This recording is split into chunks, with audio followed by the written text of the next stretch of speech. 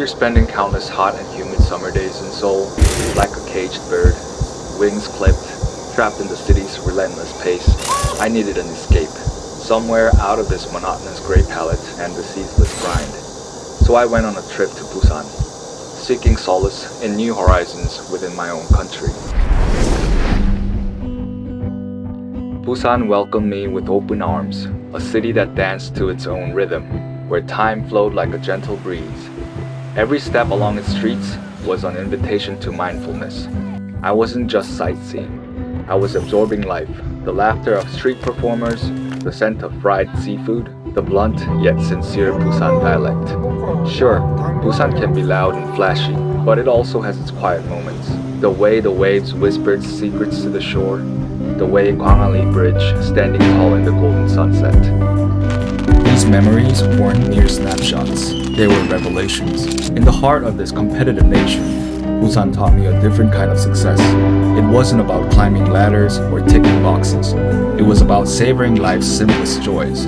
The taste of grilled clams by Haeundae Beach, the adventures shared with friends, the way the sun dipped below the horizon. These were my treasures. Busan cracked open my mind and heart, revealing a Korea beyond the neon signs and corporate towers. Here, mindfulness wasn't a buzzword, it was a way of being.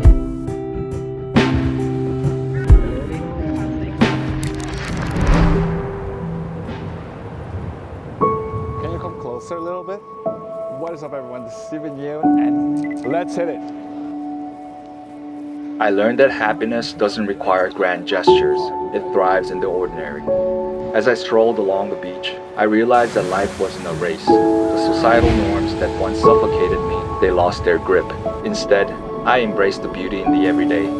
Laughter of families riding the waves, clapping together for beach buskers, young couples posing for their romantic moments, and the quality meals and hospitality from the local restaurants. Busan reminded me that happiness wasn't a finish line, it was the journey itself.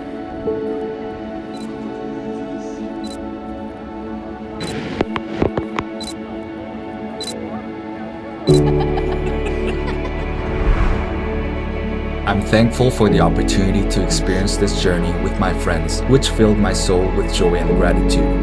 And so, I returned to Seoul, not defeated, but awakened. Yes, it's still hot and humid here in summer, but it's never gray or dull.